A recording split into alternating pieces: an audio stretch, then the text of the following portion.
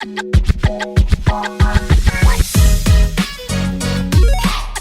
Everyone, welcome back to the channel. मेरा नाम है अंकिता शर्मा। मैं आ गई हूँ एक और नए वीडियो के साथ।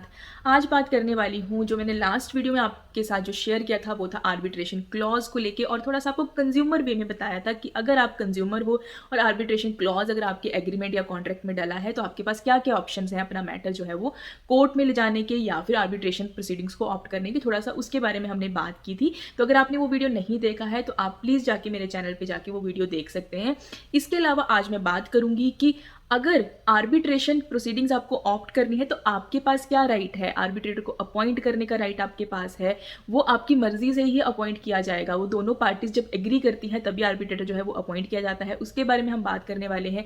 इसके अलावा आर्बिट्रेशन प्रोसीडिंग्स के बाद जब वो अवार्ड आता है आर्बिट्रेटर का, तो क्या आपके पास ऑप्शन रहती है उसको चैलेंज करने की। थोड़ा सा उसके बारे में बात करते हैं। तो चलिए वीडियो को शुरू करती हूँ। सबसे पहले तो थोड़ा सा आर्बिट्रेशन आपको बता दूं, क्योंकि नॉर्मल पब्लिक जो होती है, जिन्होंने कॉन्ट्रैक्ट तो साइन किया है, एग्रीमेंट तो साइन किया है और उसमें आर्बिट्रेशन क्लॉज भी उनको नज़र ज़रूर आएगा, लेकिन क्या होता है ना, कई बार लीगल लैंग्वेज इतनी पता नहीं चलती कि क्या है, क्योंकि बाद में जब डिस्प्यूट अराइज होता है ना तब पता चलता है कि मतलब ये भी कोई चीज़ डली हुई है। तो थोड़ा सा इसीलिए आपको आर्बिट्रेशन के बारे में बता रही हूँ कि आर्बिट्रेशन एक्चुअली में है क्या।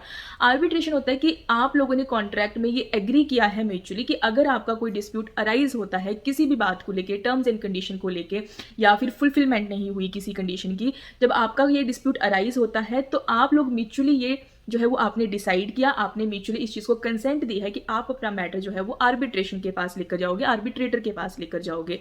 अब आर्बिट्रेटर जो है वो आप लोग खुद ही म्यूचुअली जो है वो अपॉइंट करते हो। बोलने का मतलब ये है कि आर्बिट्रेटर्स की बहुत सी लिस्ट पड़ी रहती है, या आर्बिट्रेशन की जो सर्विसेज है वो देने वाले लोग काफ़ी बैठे हुए हैं मार्केट में, जिनको आप अप्रोच कर सकते हो अपना मैटर जो है वो रिजॉल्व करने के लिए। अब अप्रोच करने के लिए आप ये देखोगे कि आपका मैटर क्या है और उस तरह के मैटर को डील करने के लिए किसके पास ज़्यादा अच्छा एक्सपीरियंस है। और अब तो हमारे जो लेटेस्ट एक्ट है उसके अकॉर्डिंग कोई ऐसी पर्टिकुलर क्वालिफिकेशन नहीं रह गई है कि आपको उतनी क्वालिफिकेशन होनी चाहिए आर्बिट्रेटर की तभी आप उसको अपॉइंट कर सकते हो। नहीं, आर्बिट्रेटर जो आपकी समझ में आ रहा है ना कि ये पर्सन है और ये आपके जो मैटर है उसको अच्छे से समझ सकता है और उसमें जो है वो एक अच्छा डिसीजन दे सकता है, आप उसको म्यूचुअली दोनों डिसाइड करके, मतलब आप बताओगे अपने नाम पहले कि मैं इस आर्बिट्रेटर के पास अपना मैटर लेके जाना चाहता हूँ, आप दूसरी पार्टी को नोटिफाई करोगे। अब हो सकता है कि दूसरी पार्टी के पास कोई और नाम हो आर्बिट्रेटर के, तो वो आपको बताएगी। इस तरह से म्यूचुअली आप लोग जो है वो इस कंसेंट पे आओगे दोनों कि ठीक है, एक पर्सन आपकी लिस्ट से ले लेते हैं, एक पर्सन हमारी लिस्ट से लिखते हैं, और उसके बाद आप लोग ये डिसाइड करोगे कि जो प्रिजाइडिंग ऑफिसर, मतलब कि जो सोल आर्बिट्रेटर होगा, जो एंड में जिसका डिसीजन जो है वो मान्य होगा, वो कौन होगा। क्योंकि इवन नंबर वाला आर्बिट्रेटर्स नहीं चलते हैं, हमेशा ऑड नंबर में ही जो आर्बिट्रेटर होते हैं उन्हीं का ही जो है वो डिसीजन फाइनल किया जाता है। अब ये सारी चीज़ें जो है वो आपको एक्ट में मिल जाएंगी, लेकिन आपको ये पता होना चाहिए कि आपके राइट्स क्या क्या हैं। तो यही है कि आपको जो है वो आर्बिट्रेटर खुद से अपॉइंट करना है दोनों पार्टीज़ को मिलकर। अब ये भी हो सकता है कि ऐसी सिचुएशन आ जाए कि आप लोग जो है वो आर्बिट्रेटर को अपॉइंट करने के लिए ही कहीं पे एग्री नहीं कर पा रहे हो, मतलब आपका डिस्प्यूट वहीं पे हो गया कि वो कह रहा है कि ये वाला आर्बिट्रेटर चाहिए, आप कह रहे हो ये वाला चाहिए, और आप लोग उसी पे ही एग्री नहीं कर पाए। तो उस केस में ये भी हो सकता है कि दोनों आप अपने अपने नाम देके वो दोनों आपस में डिसाइड कर लें कि थर्ड आर्बिट्रेटर कौन होगा, जो सोल आर्बिट्रेटर मतलब जो प्रिजाइडिंग ऑफिसर है वो कौन होगा। ये भी हो सकता है कि आप लोग एग्री नहीं करें। उस केस में आप जो है वो हाई कोर्ट में जो है वो एप्लीकेशन डाल सकते हो कि आपके केस के लिए कोई आर्बिट्रेटर आप अपॉइंट करके दो। अब वो सिचुएशन होती है कि हाई कोर्ट उस चीज़ को एक्सेप्ट करता है और आपके लिए आर्बिट्रेटर अपॉइंट करके देता है। फिर वो चीज़ें थोड़ी सी, मतलब जिसको कहते हैं ना, खींचने वाली बात हो जाती है। अगर आपको टाइम वेस्ट ही करना है फिर आप वैसे कर लो, नहीं तो आप एग्री कर जाओ कि ठीक है ये लोग आपका मैटर जो है वो रिजॉल्व करेंगे और आप अपनी प्रोसीडिंग्स उनके पास चला लो। मार्केट में आपको बहुत लोग ऐसे मिल जाएंगे जो आर्बिट्रेशन की सर्विसेज प्रोवाइड कर रहे हैं। अब ऐसा नहीं है कि कोई भी नॉर्मल पर्सन आपने उठा लिया अपनी आर्बिट्रेशन प्रोसीडिंग्स चलाने के लिए। उन लोगों के पास अच्छा एक्सपीरियंस होना चाहिए, अच्छा खासा उन लोगों ने ऑलरेडी डील किया हो उन मैटर्स में, उनको समझ हो आपके मैटर की, तभी वो आप उनको आर्बिट्रेटर अपॉइंट करोगे। और दूसरी बात ये है कि ऑलरेडी एक्ट में सारे रूल्स एंड रेगुलेशंस दे रखे हैं जिनको फॉलो करना पड़ता है आर्बिट्रेटर को भी जब वो आपका मैटर रिजॉल्व करते हैं। तो ये बात हुई अपॉइंटमेंट की। अब बात करती हूँ कि जब आपका उन प्रोसीडिंग्स के थ्रू मतलब जो आर्बिट्रेशन की प्रोसीडिंग्स चली, आप लोगों ने अपना जो है वो मैटर प्रेजेंट किया, अपने एविडेंसेस जो है वो प्रेजेंट किए, उसके बाद आप लोगों को जो है वो म्यूचुअली बिठा के सुना गया, दोनों को बिठा के दोनों पार्टीज़ के आर्ग्यूमेंट्स भी सुने गए, और उसके बाद आर्बिट्रल अवार्ड जो आता है, अब आपको लगता है कि जो आपका मैटर है वो ढंग से नहीं सुना गया, या कोई भी ऐसी बात आपके मन में आ जाती है कि नहीं, ये अवार्ड जो है वो सेटिस्फैक्ट्री नहीं है, या फिर वो फेयर डिसीजन नहीं है, और बहुत सारी हो सकता है कि फ्रॉड हुआ है, दूसरी पार्टी ने पैसे खिला दिए हैं आर्बिट्रेटर्स को, या करप्शन हुई है, किसी भी तरह का अगर आपको कोई डाउट आता है, अब वो डाउट जो है वो एक वैलिड डाउट होना चाहिए, पब्लिक पॉलिसी को हार्म कर रहा है, मतलब जो प्रॉपर रूल्स एंड रेगुलेशंस है वो फॉलो नहीं किए गए आर्बिट्रेटर के द्वारा, फंडामेंटल राइट्स को जो है वो वॉयलेट किया गया, किसी पार्टी के फेयर डिसीजन नहीं हुआ, इस तरह के कुछ मैटर्स आते हैं ना, तो एक आपके पास ऑप्शन रहता है सेट असाइड का।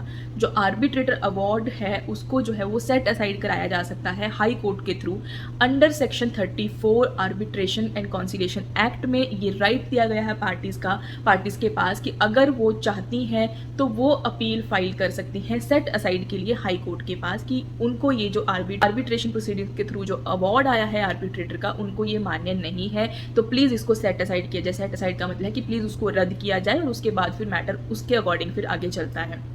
तो ये था आप लोगों के पास जो है वो अपील करने का प्रोविज़न, कि अगर आप आर्बिट्रेटर की प्रोसीडिंग्स के साथ या उसके अवार्ड के साथ आप सेटिस्फाई नहीं हो, तो आपके पास उसको सेट असाइड कराने का राइट है, आपके पास वो एक ऑप्शन है कि आप हाई कोर्ट जा सकते हो।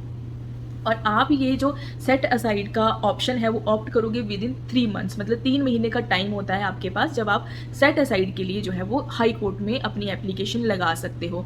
और उसके बाद अगर आपके पास बहुत ही वैलिड रीज़न है, एक जस्टिफाइड रीज़न है, तो उसके बाद 30 दिन का टाइम पीरियड और मिल जाता है आपको, कि आप जो है हाई कोर्ट में एप्लीकेशन लगा सकते हो सेट असाइड के लिए। तो ये था कुछ कि आर्बिट्रेटर अपॉइंट कैसे होते हैं, और इसके अलावा ना आर्बिट्रेशन से रिलेटेड बहुत लंबी लिस्ट है जो आप लोगों को एटलीस्ट पता होनी चाहिए, क्योंकि बीच में अगर आपको लगता है कि फेयर काम नहीं किया जा रहा आर्बिट्रेटर, तो आप बीच में भी उसको रोक सकते हो, अपनी प्रोसीडिंग्स को आप बीच में भी रोक सकते हो, या आपको लगता है कि आर्बिट्रेटर जो है वो बायस्ड हो रहा है दूसरी पार्टी की तरफ, तब भी आप बीच में रोक सकते हो। ये भी हो सकता है बीच में आर्बिट्रेटर की डेथ हो जाती है, फिर आपको एक और आर्बिट्रेटर अपॉइंट करना पड़ेगा। तो ये कुछ इंपॉर्टेंट चीज़ें थी जो आपको आर्बिट्रेशन के बारे में पता होनी चाहिए थी, क्योंकि कॉमन पब्लिक को नहीं पता होता कि आर्बिट्रेशन जैसा भी कोई टर्म है। होता क्या है कि आप लोग कॉन्ट्रैक्ट साइन कर देते हो, आप एग्रीमेंट साइन कर देते हो, लेकिन आपकी नॉलेज में आर्बिट्रेशन प्रोसीडिंग्स के बारे में नॉलेज नहीं होती। आप अल्टीमेटली कोर्ट में अपना मैटर फाइल कर देते हो, और आपको वहाँ पे ज्यूरिसडिक्शन के लिए ही फाइट करनी पड़ जाती है, क्योंकि कोर्ट कहता है कि आपने आर्बिट्रेशन क्लॉज साइन किया है, आपका कॉन्ट्रैक्ट वैलिड है, तो आपको जो है वो आर्बिट्रेशन प्रोसीडिंग्स को ही ऑप्ट करना पड़ेगा। तो उस वजह से आप अपना टाइम भी वेस्ट करते हो, और इसलिए आपको लास्ट में जब ऑप्ट करनी पड़ती है आर्बिट्रेशन प्रोसीडिंग्स, तो आपको ये नहीं पता होता कि आपको आर्बिट्रेटर खुद से अपॉइंट करने हैं। ऐसा ना हो कि दूसरी पार्टी खुद से अपनी मर्जी से किसी को बिठा दे कि ये हमारा मैटर रिजॉल्व करेंगे। आपको अपना पूरा स्टैंड लेना है, आप लोगों को पूरा चेक करना है, उसका बैकग्राउंड चेक करना है आर्बिट्रेटर का, उसकी क्वालिफिकेशन चेक करनी है, और सब कुछ पता करने के बाद अपनी कंसेंट देनी है। आप अपना कोई नाम सजेशन दे सकते हो कि आपको इस आर्बिट्रेटर के पास जाना है, क्योंकि आपको लगता है कि वो ज़्यादा अच्छे से आपके मैटर को समझ पाएगा। तो जब म्यूचुअली डिसाइड होगा तभी आप लोग एक पेज पे आ पाओगे कि येस, ये लोग आपका मैटर जो है वो रिजॉल्व करेंगे होगी। और एक सजेशन है कि जिस टाइम पे आप कॉन्ट्रैक्ट या एग्रीमेंट साइन करते हो, आपको उसी टाइम पे आर्बिट्रेशन क्लॉज अगर डला है तो उसी टाइम पे अपना माइंड सेट करना है कि क्या आपको आर्बिट्रेशन प्रोसीडिंग्स में ही जाना है। अगर आपको कोर्ट के पास जाना है तो आप वो क्लॉज मत डलवाइए अपने एग्रीमेंट में या कॉन्ट्रैक्ट में। आप पहले से ही कोर्ट में, तो आप पहले से ही वो उस क्लॉज को जो है वो एग्री मत करो, आप सिर्फ जो कोर्ट्स होते हैं उनकी जुरिस्डिक्शन पे एग्री करो। तो उससे क्या होगा कि आपका टाइम वेस्ट नहीं होगा। तो आई होप आपको वीडियो थोड़ी सी यूजफुल जरूर लगी होगी। अगर लगी है तो कॉमेंट करके बताना, चैनल को सब्सक्राइब कर लो। बहुत सारी ऐसी वीडियोस आने वाली हैं जहाँ पे मैं आपके राइट्स के बारे में बात करूंगी, और आपको अपनी डेली लाइफ में जो है वो थोड़ा सा इजी ज़रूर करने वाली हैं वीडियोस। तो आज की वीडियो यहीं पे ख़त्म करती हूँ, मिलती हूँ नेक्स्ट वीडियो में। आज के लिए बाय बाय।